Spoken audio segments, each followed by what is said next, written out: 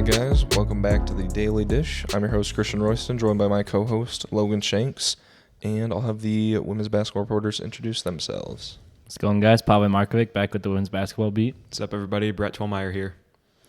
So we got a action-packed day of podcast for you guys. NCAA tournament. It is March. March Madness has arrived. The Iowa State men were able to roll into the Sweet 16, although I feel like that's not anything that we didn't expect. I mean, you come in as a 2 seed. With the way Iowa State's been playing, you're kind of expecting a Sweet 16 at this point. Yeah, and especially with how they played in the first game, that kind of gave you a little bit of confidence going into the Washington State game. It was a slow start, really, for in the Washington State game. Really just kind of tale of two different first halves, because they started out really well in, the South Dakota State game where they started 9 for 9, which is crazy. But to kind of see that offense translate over against other schools was, a little bit surprising. You knew the defense was going to show out, but in both games, really, Iowa State had moments where their offense looked really unstoppable. They were finding shots from pretty much everywhere on the court. I think that's what we expected to. They're really showing that they can adapt to whoever they're playing, because South Dakota State obviously isn't known for their defense. They're very offensively minded team. That was pretty evident by the fact that they were actually able to put points up on Iowa State. And that's kind of what the players talked about afterwards, was like they knew South Dakota State was going to score, and they were just trying to score more points than them. Right. Whereas in Washington State, it's such a tall, big team, physical. They're not really known as a scoring team. We saw how they shut down Drake pretty well. So that kind of led into Iowa State not scoring really at all to start that game, but also not much through the entire game. And it was kind of came down to another battle of defenses.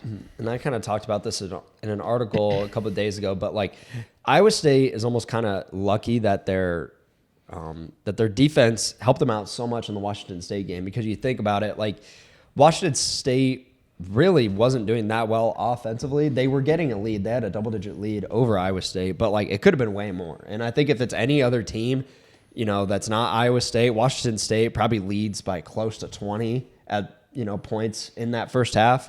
And you knew that Iowa State was probably going to figure it out. And after starting 0 for 9 actually from the court, they picked things up. I think at one point actually they might have been 3 for 17 after they had made a couple more shots. I think that sounds right. But really, I think I might have been Milan after the game that said, Washington State was challenging them to go inside, and there were some shots there for Iowa State that at first they weren't taking, but then they're like, all right, well, if they're just going to give us these shots, that kind of just goes off of what you were saying about how they're just been able to adapt these last couple games in mid-game, which is kind of crazy. I think you're talking about Kurt Jones afterwards. He was saying Washington State's game plan was, obviously Iowa State's shooting well from 3. Don't let them shoot from 3. Obviously Iowa State is known for being able to have a presence in the paint. Washington State just uses their size in the paint to keep shots out. That's kind of what we saw early on, and what they really wanted was Iowa State to take mid-range shots, and Iowa State did, but Iowa State is not great at shooting mid-ranges. We saw that against Washington State, because a lot of those shots either were forced inside, or they saw a shot just outside the paint where they're like, well, we might as well pull up because this is open. But they don't hit those shots. And that's kind of what Kurt Jones was saying. He's like, for some reason, we saw these shots. It was just so open, we had to take them.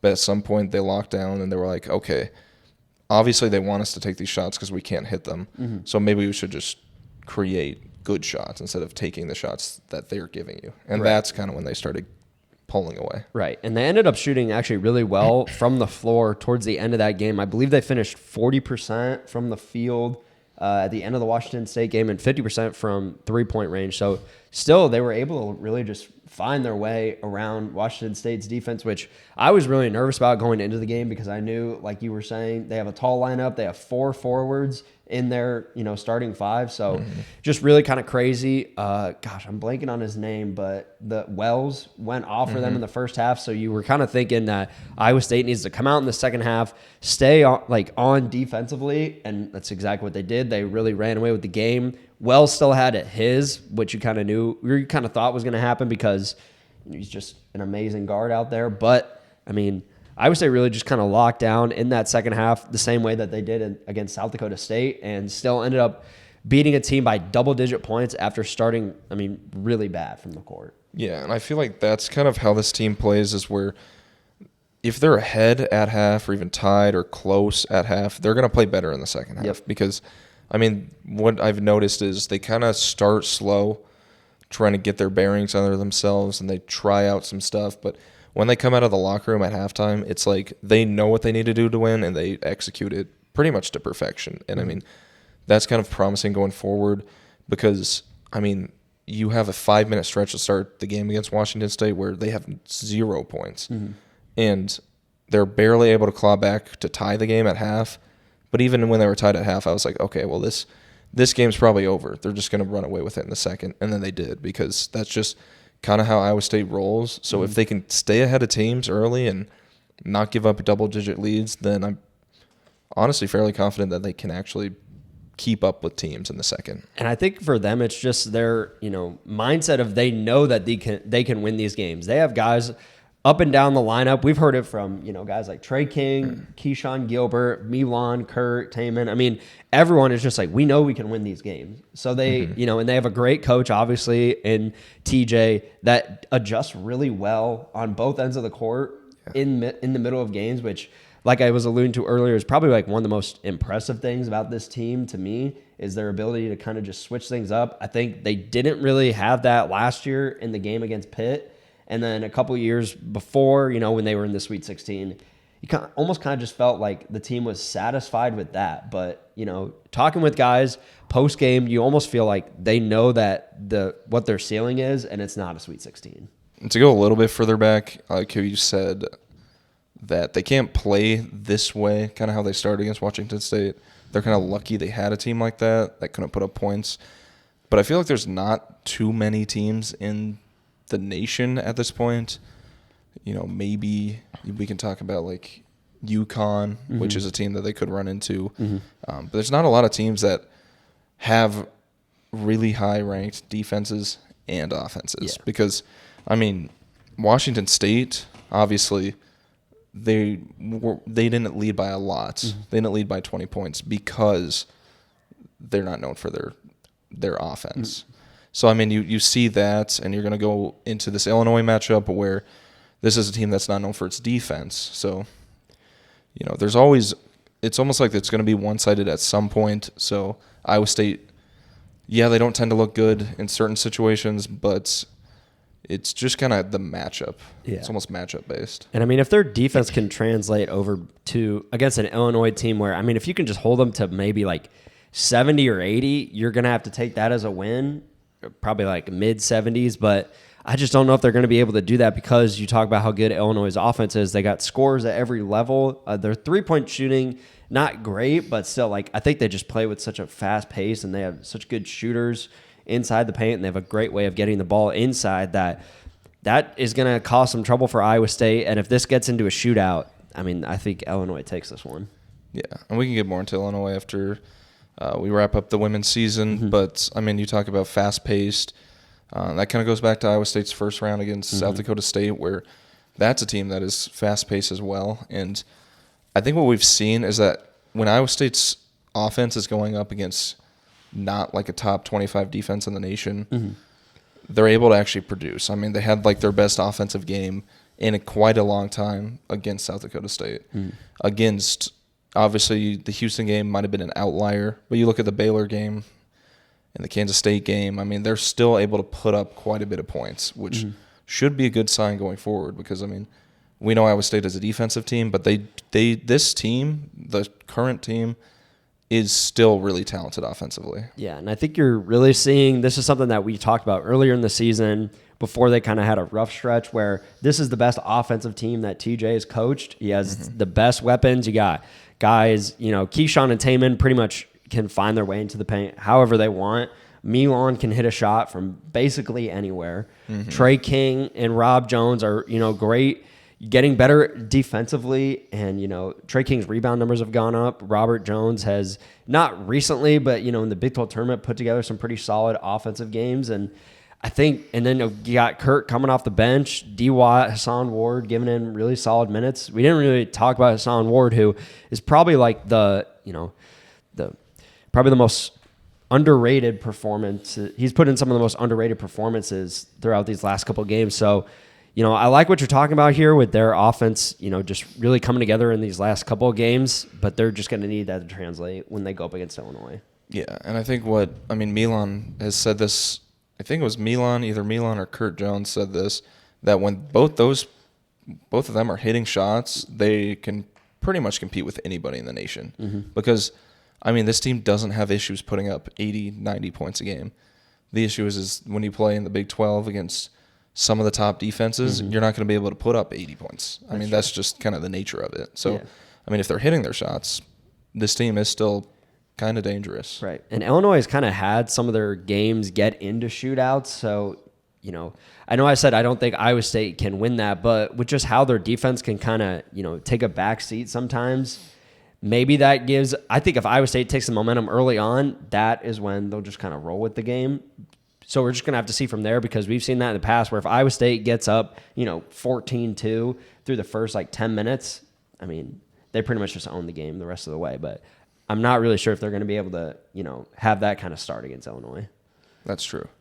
And, before we kind of move into the Sweet 16 and the road to the Final Four, Iowa State, the women's side, did play their last game of the season. But, you look at both those first round, the first and the second round, probably the best stretch of basketball we've seen from them in a bit. Just really entertaining. Mm-hmm. Yeah, unfortunately, we'll not be previewing any teams for the Sweet 16 for Iowa State, but still a great season, even though it didn't end off on the best note, but still they showed a lot of fight in that loss to Stanford. When you go back to the start of this season and you really just take a look at this team and the situation they were in, I don't think anybody expected them to make the second round of the tournament, let alone the first round, just even at all. So props to them for a great season. But yeah, when you look at this first game that they played in against Maryland, things did not really go off to a great start in this one. Maryland just was making every shot they seemed to put up, just could not miss from three, and that really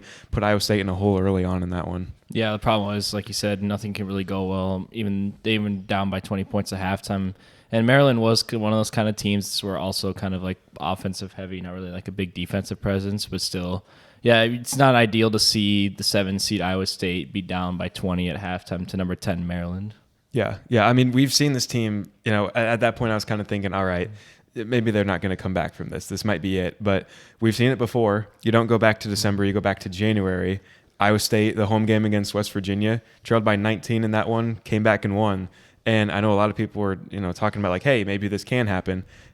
And they pulled it off. And a lot of that, well, obviously, was by Audie Crooks. Yep. The performance of her lifetime out there in that one, just 40 points, 18 for 20 shooting, just an incredible, incredible night for her. We've seen dominating performance from her previous times this season, but that was just something I've never seen before.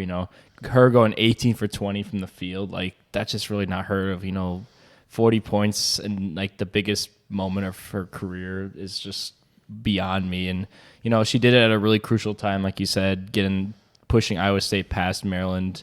And I know the team didn't really perform overall well, but still it was really good to see that they were able to pull it out. Yeah, really put the team on her back in that one. And we knew that was probably going to be Iowa State's focus for that one, because Maryland did have a pretty big disadvantage when it came to the height. And that was something Addie Brown talked about in one of her interviews before the game. She looked at their roster and she thought, how are they going to guard Audie?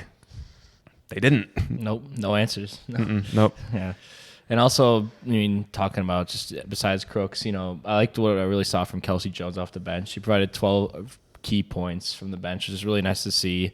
And, this season, she's kind of been on and off of whether she'd, provide a high point games or just a lower it. But still, either way, she played really well in that Maryland game. And she also provided a significant presence in that win, too. And I think that Kelsey really needed a performance like that to finish the year out with, because there was a stretch there in probably the second half of the Big 12 season. She wasn't really getting the minutes, the playing time, the type of play that she was getting in the non-conference season. So I think that being able to finish strong in that game like she did is going to help her a lot moving forward in the next season. Yeah, and I know it also helped Iowa State against Maryland when their starting lineup had at least 4 fouls. So, being able to get to the free throw line a lot was crucial for Iowa State to be able to pull it out in the end too. But then also moving on to the Stanford game, what a thriller just all the way down to the buzzer. Yeah, that one was just one of the best basketball games I've ever watched. Men's or women's, NBA, college basketball, one of the best games ever. And through the whole thing, you just kind of thought right from the get-go, there might be a chance they pull this thing off. Because Iowa State starts off, they had that 12-0 run there in that first quarter, but then things kind of started to fall off a little bit. Couldn't score for the entire first 5 minutes of the second quarter. So you kind of really saw both sides of just Iowa State's team this year and kind of just basketball in general. You live and die by the runs. Yeah, it literally was that exact point. And it's talking about like going into that match, you think the momentum would carry from the Maryland win just from the 20-point comeback, but still it kind of did, like you said, with the 12-0 run. But, just down the stretch, when you really think about it, Stanford was obviously, they have one of the best coaches in the league and did a really well coached team. And it was just like it was an unfortunate matchup for Iowa State, especially since they're in Stanford also. So, it could have gone better, but it happened. And it was really the size disadvantage for Iowa State in this one. You look at the Maryland matchup, Iowa State dominated down low, and this one, Stanford dominated down low. And that's just because of Cameron Brink and I'm probably going to butcher her name, but Kiki Iriafin. I want to say that's how you say her name, but she had 41 points. So one-upped Audie from her round one performance. But, the duo that Stanford had this season was just probably arguably the best bigs of any team in the college basketball this season. Oh, 100%. And I agree. I would try not to pronunciate Kiki's last name because I'd probably butcher it too. But yeah, it seemed like every time she touched the ball, she made a play with Stanford, and that's obviously the key that helped them win. 41 points, one up in Audio's kind of hit, but still, she's a phenomenal player. Holding Cameron Brink down was really nice to see those. I think she only finished like 6 points, if I'm not mistaken. Around there, yeah. And plus she fouled out too. But, that was great to see that they were able to hold at least one of them down. But still, Kiki did Kiki things. And yeah. Yeah, it was a really physical game down low. And Audie was really held in check in this one. And I think that kind of speaks to the expertise, the experience, and just the overall coaching that Stanford presented. Because Audie's played, top centers, experienced centers in the Big 12. But I think that Brink and Kiki were just on a different level in that game. Audie really did not have a good night shooting, just 3 for 21. The one thing that I think that Audie Crooks might want to implement into her play next season is a pump fake. I think a pump fake would have definitely helped out, just making a couple more shots like that. If she can get that for next season, she's going to be so even way better than she is, and she's already fantastic. Yeah, I say even if you think she's dominant now, you think she'd be that much better with the pump fake shot. And I'll also like to say that she missed some free throws in that game. Same thing with the Maryland game too. They're not gonna always be 100% like every game, but it'd be nice to see her free throw percentage go up a little bit, especially in those key moments. Like if she made some of those free throws, who knows? That also goes for the rest of the team too. Nobody's perfect, and yeah, I mean. She's just been dominant all year, and I'm looking forward to she's going to have next season. Well, one player, talking about those free throws, one player who's been nearly perfect and had probably the game of her life against Stanford, Emily Ryan. 36 points, just goes out there and destroys her old career high for points. She put the team on her back in this one, and yeah, she just had a fantastic game out there. Yeah, that's what it looked like for at least the 2 games. It was just one player putting the team on their backs, and Emily Ryan did that against Stanford. She refused to let Iowa State lose, and even though it did happen, she did her damn best to really just elevate them to keep up with Stanford, and I'll just give her all the credit in the world, honestly, because going into the matchup, it was very unlikely that Iowa State was going to end up pulling this matchup out. So even going to overtime with Stanford is just a phenomenal job. Yeah, and it was just because they couldn't really score down low. I mean, Audie was shut down all game.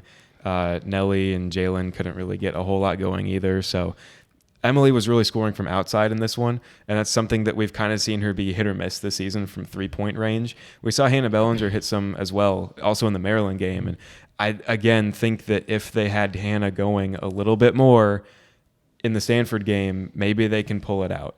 Because I think that late in the season, especially kind of in the Big 12 tournament too, they kind of went away from Hannah, and I think that was something that hurt them in both the Texas loss and the Stanford loss. Yeah, and it really, it's going to happen. Like, it's the season, it just happened at the worst time, unfortunately. And I also wanted to talk about Addie Brown a little bit because, she kind of, I think she had like 16 or 18 points. It's one of the two for sure. But either way, she had that clutch 3 also at overtime. Like, she just keeps showing us that she can have some of those off nights, but also bounce back with those really good shooting nights. So, I mean, sky's the limit for her too, which I'm excited to see next season. And a play from her that I would like to bring up just really quick, in overtime, 18 seconds to go, Iowa State's inbounding the ball from half court. Emily Ryan's the one throwing the ball in. And I know that she's usually the one who does that in those types of situations, but I was kind of thinking, or hoping at least in that situation there, that they would throw the ball into her because she was the hot hand at that point. She was the one scoring the ball. She could have had the opportunity to score there, but instead they have her throwing the ball in, and they threw it to Addie Brown, who, like you were saying, they trusted her, which is good to see that they're trusting her in big situations like that. But I just wonder if maybe getting the ball to Emily would have been the better decision there to possibly tie the game or even take the lead in those late stages. Yeah, I agree. Like, even something like if for Emily were to inbound and like throw it into Nelly and like kind of have like a handoff type of thing so she could still get the ball. But, it's still, I saw Bill really put faith in Addie for having her get the ball in her hands at the most crucial point of a game. So, it was unfortunate what happened, a lot of what ifs that could happen in this game, and just, Stanford moves on to the Sweet 16, and Iowa State unfortunately has to travel back and enter the offseason. Yeah, but just a lot of good to come out of this season. The 5 freshmen really came together, did phenomenal. Hannah Bellinger, Nelly, they come in as transfers, do a great job. And just the fact that they, got to the tournament, won a game, took Stanford, a 2 seed, to overtime in their own gym.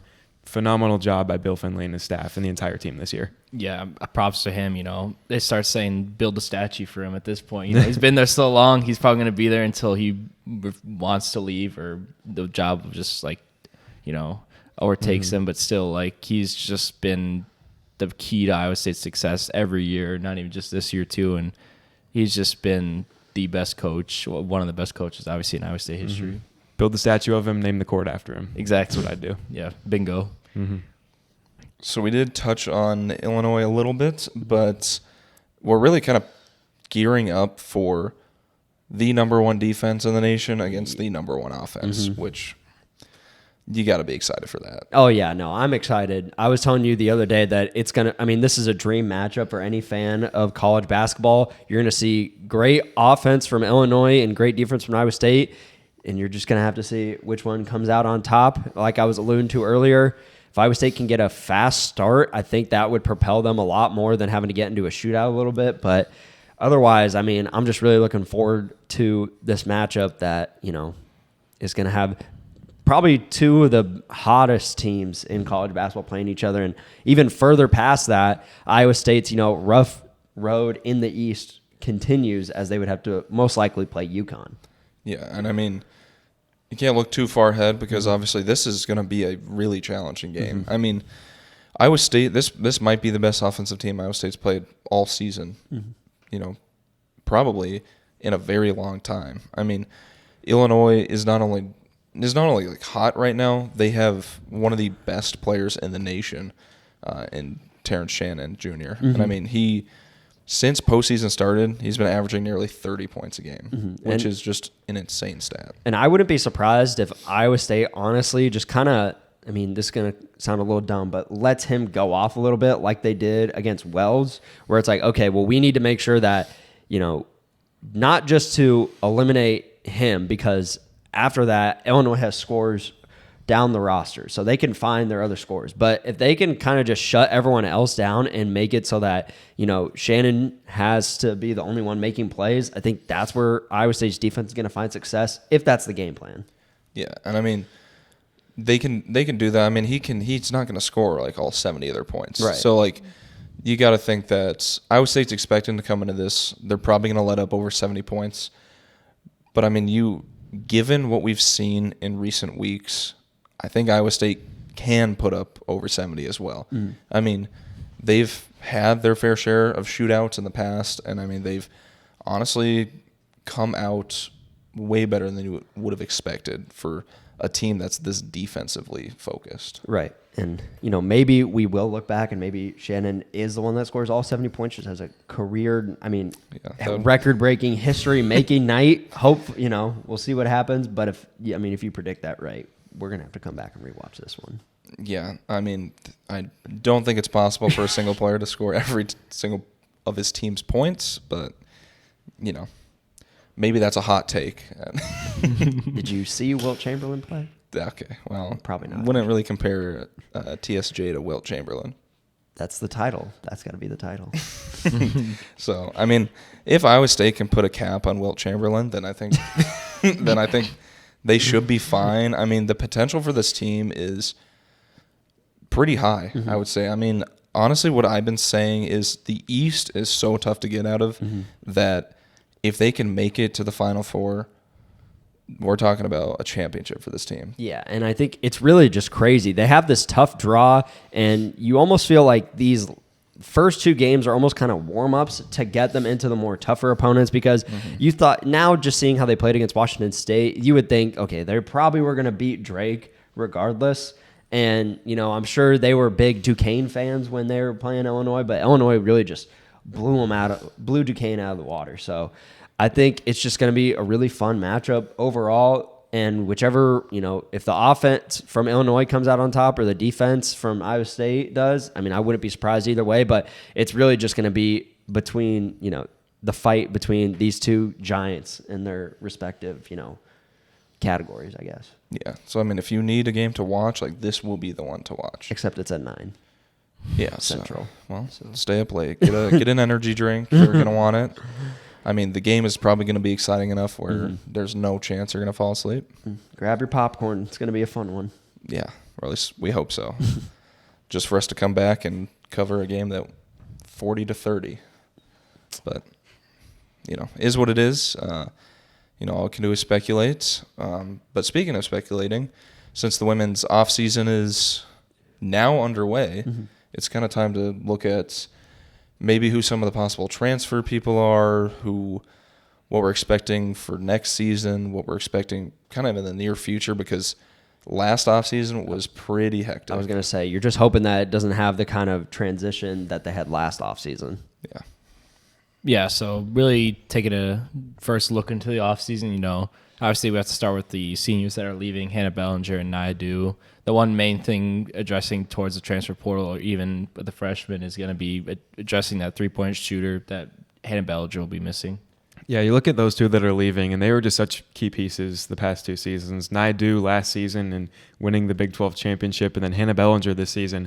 I don't think they have the year they do without her. She was just phenomenal from the three-point line, and that's, I think, the biggest piece that Iowa State's going to be missing is going to be her and finding someone to fill that role. It's a starting role, too. So you're looking at it, you're probably going to return all 5 freshmen, I would say.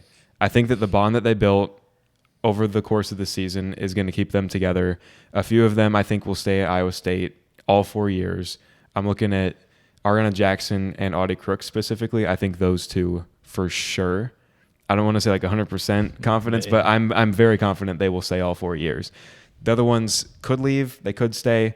We'll just have to wait and see, but I think they'll all return, and you've got Emily Ryan coming back. So I'm thinking the starting 5 is going to be Ariana Jackson, Audie Crooks, Addie Brown, Emily Ryan. And then that 5th one is going to be the spot that you've got to fill. So I think that a good choice for it would be either one of the other 2 freshmen, Kelsey Jones or Jalen Bristow. I think they're a good one to fill that role. We know that Kelsey can make threes.